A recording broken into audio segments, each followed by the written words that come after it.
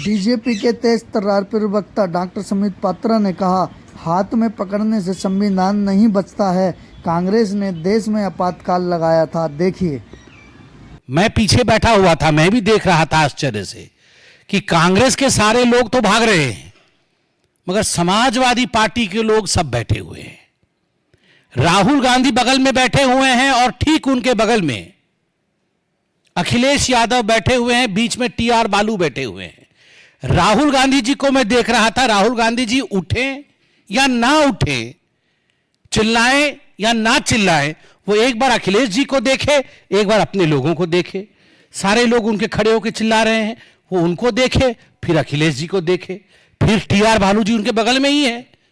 दादी माँ ने क्या किया था टीआर बालू जी का, तब राहुल जी को याद आ जाए।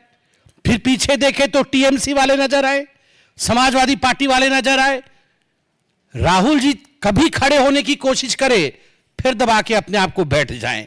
ये परिस्थिति इंडी अलायंस की आज जो हुई है पार्लियामेंट के अंदर, ये तभी होती है जब आप अन्यायी होते हैं, अन्याय का साथ देते हैं और बड़ा न्यायवान दिखने का प्रयत्न करते हैं। ये कांग्रेस पार्टी न्यायवान दिखने का प्रयत्न कर रही थी। कैसे?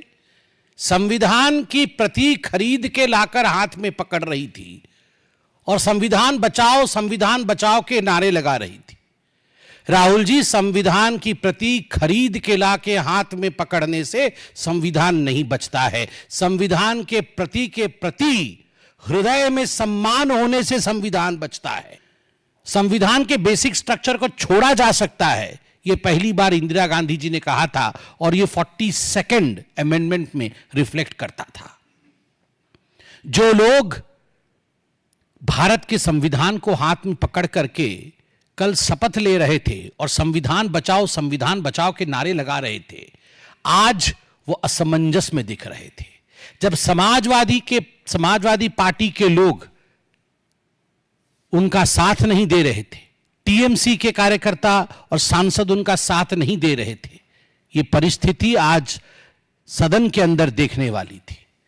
जब माननीय ओम बिड़ला जी ने कहा कि जो लोग जेल गए थे और जिन परिवारों की क्षति हुई, जिन लोगों ने दूसरे स्वतंत्रता के युद्ध में भारत को स्वतंत्रता दिलाया, उन सब परिवारों के प्रति हम संवेदनशीलता दिखाएंगे।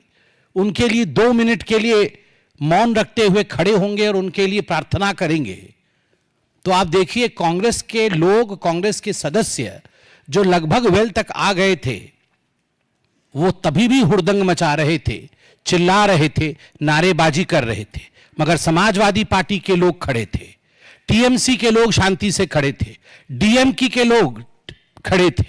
इन सब को खड़े देख राहुल गांधी को भी अंततोगत्वा खड़ा होना ही पड़ा, असमंजस में कि करूं भी तो क्या करूं। सत्ता की भूख, याद रखिए, उस समय भी इंदिरा गांधी के मन में सत्ता की भूख। 1971 में करप्ट इलेक्शन प्रैक्टिसेस के लिए जब इलाहाबाद हाई कोर्ट में केस गया था और इंदिरा गांधी केस हार गई थी, तब अपने सत्ता के भूख के लिए कांग्रेस पार्टी ने देश पर इमरजेंसी आपातकाल लगाया था।